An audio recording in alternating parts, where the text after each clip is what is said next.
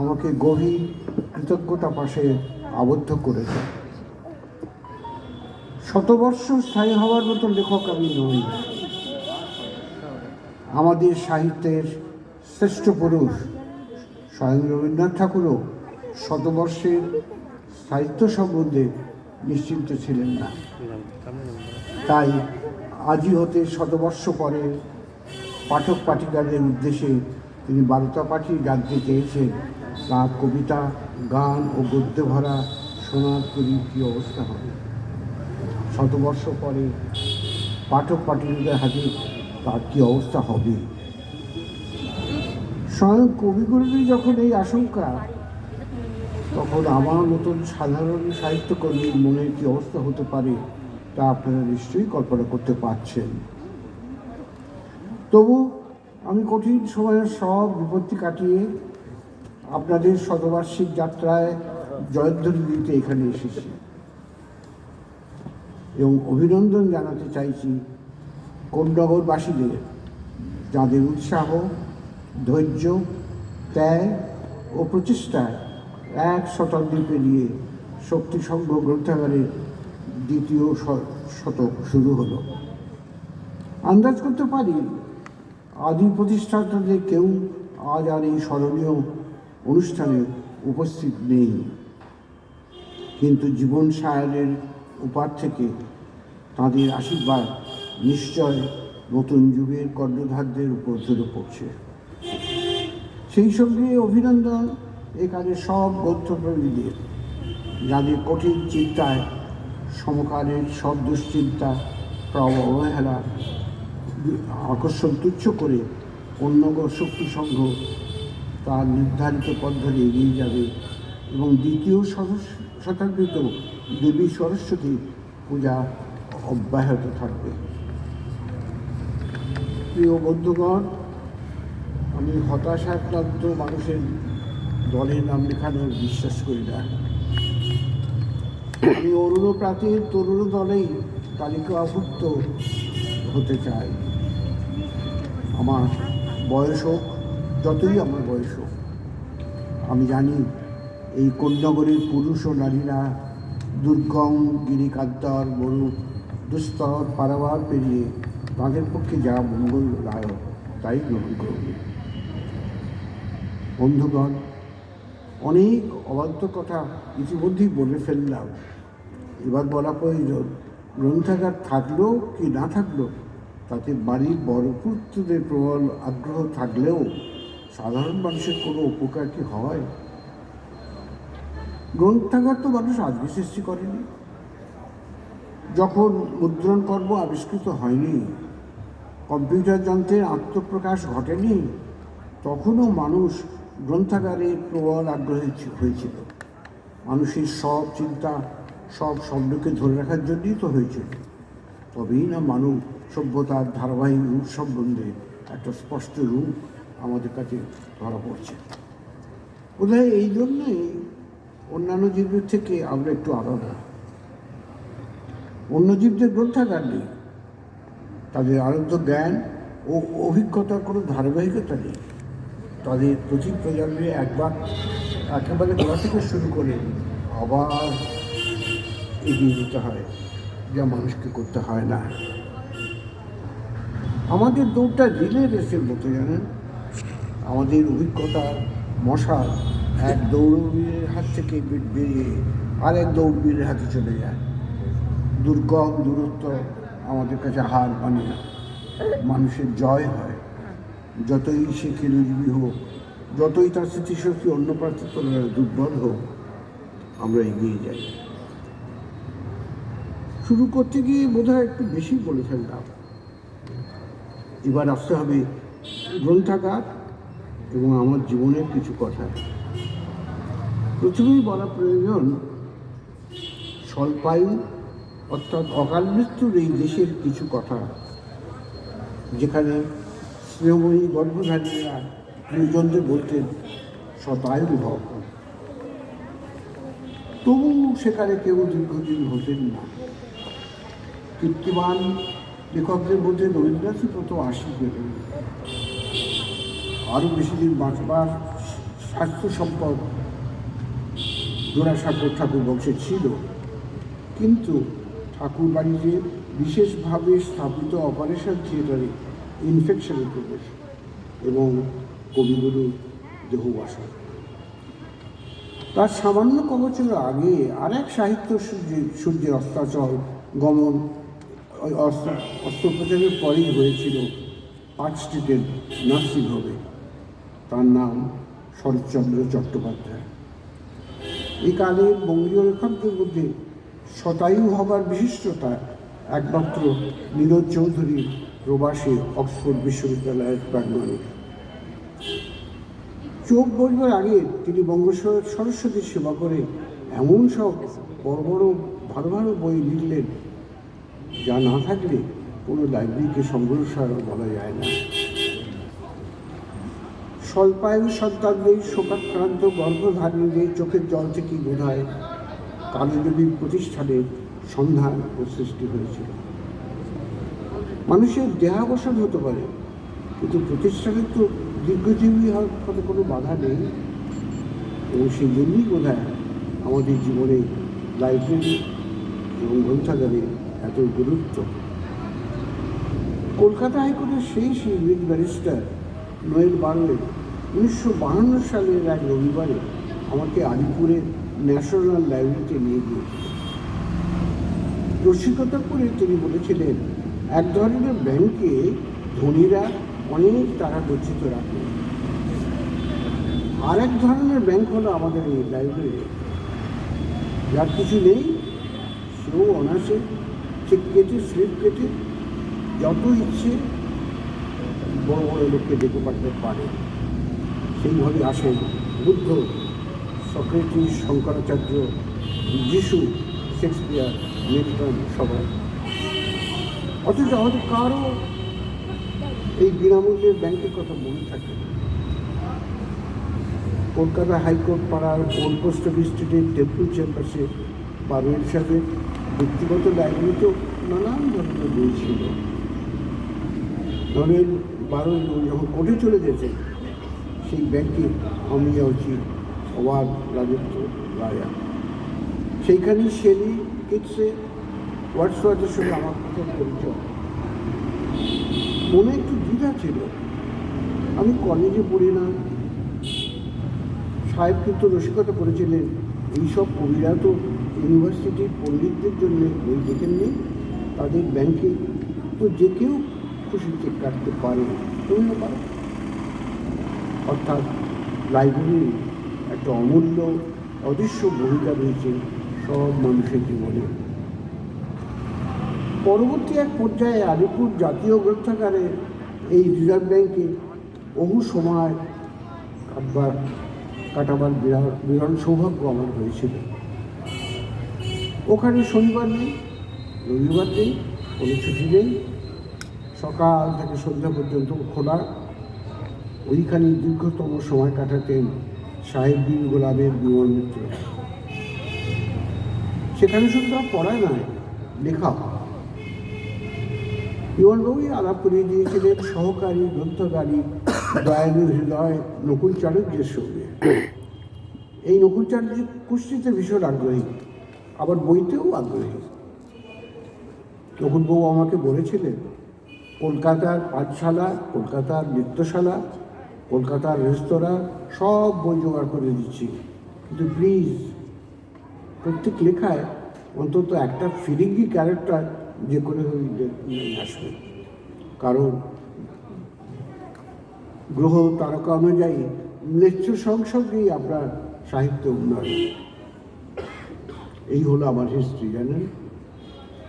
বিমলবাবু বললেন, লাইব্রেরিতে শুধু পড়লে হবে না, এখানে তো লেখা চলবে না এমন ডিগ্রি তো নেই। কার্ল মার্কস, সানিয়া সেন সবাই তো বসে লাইব্রেরিতে বসেই লিখে গিয়েছে। শুধু এখানেই আমার বিরুদ্ধে উড়োচিঠি আসে, ওর বিরুদ্ধে উড়োচিঠি আসতো, বলা হতো পড়ার জায়গায় বসে কেন ওই ভদ্রলোক লিখছে। বিলেতে ব্রিটিশ লাইব্রেরিতে অনেক বছর পরে আমার যাওয়ার সৌভাগ্য হয়েছিল। সেই যাত্রা তীর্থযাত্রার মতো। বিবেকানন্দের ছোট ভাই ডক্টর ভবেন্দ্রনাথ দত্তের একটা লেখা থেকে খবর পেলাম বিবেকানন্দ পিতা অ্যাটর্নি বিশ্বনাথ দত্তের অন্য নামে গোপনে একটি উপন্যাস লেখে এবং তার আত্মীয় গোপালচন্দ্র দত্তের নামে কলকাতায় তা প্রকাশিত হয়েছিল 1880 সালে। এই বইটি পড়বার লোভে অনেক প্রাচীন বঙ্গীয় লাইব্রেরিতে বেশ কয়েক মাস এবং বেশ কয়েক বছর ধরে খোঁজখবর করে হতাশ হলাম। ন্যাশনাল লাইব্রেরি ক্যাটালগে বইয়ের নামও আছে, কিন্তু লেখা আছে not in place, book not in place. শেষ পর্যন্ত জানেন এক আত্মীয়ার মাধ্যমে প্যারিসে এবং লন্ডনে খোঁজ করলেন। আত্মীয়া শেষ পর্যন্ত ব্রিটিশ লাইব্রেরিকে একটা চিঠি লিখে দিলেন। আমি আশা ছেড়ে দিয়েছিলাম, কিন্তু লাইব্রেরির থেকে না অতি দ্রুত উত্তর এসে গেল অফিসিয়াল। তিনি লিখলেন নামে ওই নামে একখানা বাংলা বই রয়েছে কলকাতা থেকে প্রকাশিত, কিন্তু তার প্রকাশকাল আপনি লিখেছেন 1880, সেটা নয়। আমাদের কাছে যেটা আছে সেটা 1882 সাল। আমার আত্মীয়া তৎক্ষণাৎ নির্ধারিত ফি জমা দিয়ে দিলেন। 250 পাতার হারিয়ে যাওয়া বইয়ের সুদৃশ্য জেরক্স কপি হারানো মানিক আমার হাতে এসে পৌঁছল এবং সুলোচনা উপন্যাস আমার সম্পাদনায় আবার প্রকাশিত হল। আমি সেই প্রথম বুঝলাম গ্রন্থাগার কি ভূমিকা সাতসাগরের ওপার থেকেও পালন করতে পারে। জানলাম 25 নম্বর কর্নওয়ালিস স্ট্রিট কলকাতা থেকে প্রকাশিত মিস্টার বি বানার্জির অফিস ছিল, সেইখানে সে ছাপা হচ্ছিল এই বই হিতৈষী যন্ত্রে। বিবেকানন্দ পৃথিবীতে আরও ওখানে বই লিখেছিলেন জানেন, কিন্তু তার সন্ধান আমি আজও করে উঠতে পারিনি। ইংরেজের লাইব্রেরিতেও তার কোনো কপি নেই। ওয়াশিংটনে পৃথিবীর অন্যতম বৃহৎ লাইব্রেরি অফ কংগ্রেসও একবার যাওয়ার সৌভাগ্য হয়েছিল। ব্যবস্থা করে দিয়েছিলেন সদাশয় মার্কিন সরকার। সেখানেও বিস্ময়, রিডিং রুমের প্রবেশদ্বারে দেখি আমার লেখা অনেকগুলি বই এবং অনেকগুলি ইন্ডেক্স কার্ড শোভা পাচ্ছে, যার অর্থ এই লাইব্রেরিতেও বাংলা বই সংগ্রহ করা হয়। এরপর যা দেখলাম তা আরও বিষয়। বিখ্যাত আমেরিকান লেখকদের পাণ্ডুলিপি এবং কাগজপত্রের সংগ্রহ বাক্স বাক্স করে সাজানো রয়েছে, কিন্তু অনেক বাক্সে লেখা আছে এই সংগ্রহ এখন খোলা যাবে না, খুলবে লেখকের দেহাবসানের পরে। অর্থাৎ বই এবং তার পিছনের কাহিনী যাতে হারিয়ে না যায় তার জন্যে এখন থেকেই সামাজিক সুরক্ষার ব্যবস্থা। বইয়ের বিশাল সংগ্রহ দেখেছি নিউ ইয়র্কে এবং বস্টনে। সেখানে মজা করে জিজ্ঞেস করলাম, আপনাদের সঙ্গে ঝালদঙ্কার বই আছে? লাইব্রেরিয়ান বইটা 10 মিনিটের জন্য উদা হয়ে গেলেন। তারপর ফিরে এসে বললেন, আপাতত আপনাকে এই 150 লঙ্কা কাহিনী খোঁজ দিচ্ছি, পরে যদি প্রয়োজন হয় আরও দরকার। আপনি তো ইন্ডিয়ান? হ্যাঁ। বলুন, ওইখানে যে ঝাল মাপার যন্ত্র প্রথম বেরিয়েছিল। তারপর বললেন, অনেক লেখক নানা বেয়ারা বিষয় নিয়ে আমাদের কাছে আসে, আমাদের দায়িত্ব হলো তাদের সাহায্য করা, না হলে লেখা এগোবে কী করে? এইসব তো গেল বড় জায়গার ছোট লেখকের নাক গলানোর প্রচেষ্টা, কিন্তু মুগ্ধ হওয়ার মতো ওদেশের গ্রন্থকর্মীদের সৌজন্য। একবার প্যারিসের ভুবন বিদিত শেক্সপিয়ার অ্যান্ড কোম্পানি বলে একটা বইয়ের দোকানে ছিলেন, সেখানে গিয়েছিলাম চুপি চুপি ব্যাপারটা দেখব বলে।